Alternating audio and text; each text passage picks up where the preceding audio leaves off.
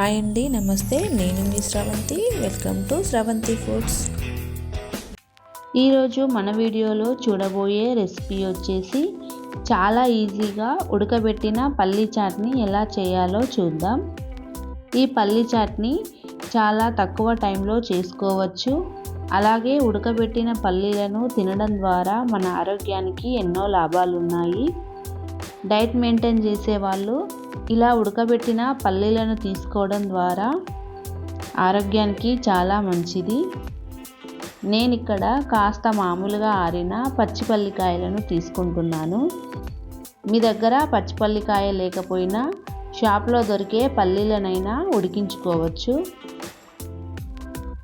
ఇప్పుడు దీనిని ఇలా డైరెక్ట్గా ఉడకబెట్టుకోకుండా ఇలా పల్లీలను ఒలిసి ఉడకబెట్టుకుంటే చాలా తొందరగా ఉడుకుతాయి. ఈ విధంగా పొట్టు లేకుండా ఇలా 1 కప్పు వరకు పల్లీలను తీసుకుందాం. వీటిని కుక్కర్లో వేసుకొని వాటర్ పోసి ఒకసారి శుభ్రంగా కడుక్కోవాలి.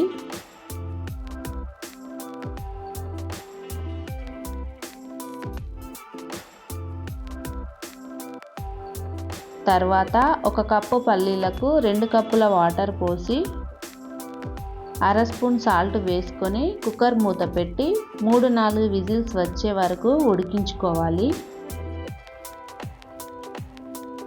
తర్వాత కుక్కర్ ఆవిరంతా పోయిన తర్వాత కుక్కర్ మూత తీసి ఇలా చిల్లుల గిన్నెలోకి వేసుకుందాం.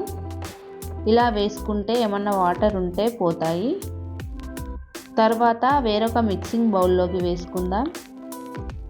తర్వాత ఇందులోకి కొద్దిగా కారం, అలాగే 1 ఆనియన్ని సన్నగా కట్ చేసి వేసుకోవాలి. కొద్దిగా కొత్తిమీర, 1 టమాటాను చిన్నగా కట్ చేసి వేసుకోవాలి.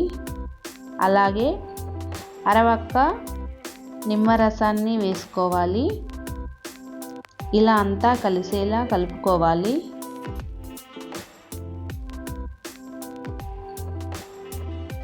అంతే అండి, ఎంతో టేస్టీగా ఉండే ఈ పల్లీ చాట్ రెసిపీ రెడీ అయినట్లే. ఈ రెసిపీ కనుక మీకు నచ్చినట్లయితే మీ ఫ్యామిలీ అండ్ ఫ్రెండ్స్కి షేర్ చేయండి. తప్పకుండా మన ఛానల్ని సబ్స్క్రైబ్ చేసుకోండి. Thank you for watching.